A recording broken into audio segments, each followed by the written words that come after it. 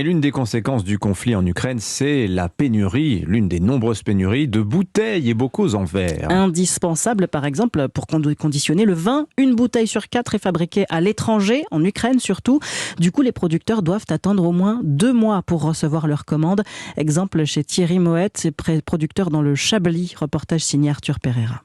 Dans les sous-sols de son entrepôt, une immense cave humide. Thierry Moët est désemparé face à ces 54 cuves en inox toujours pleines de vin, du jamais vu en 35 ans pour le viticulteur. On devrait déjà avoir à peu près mis 30 à 40% de ces vins en bouteille. Habituellement, ce stockage est complet. On a une capacité à peu près de 150 000 bouteilles.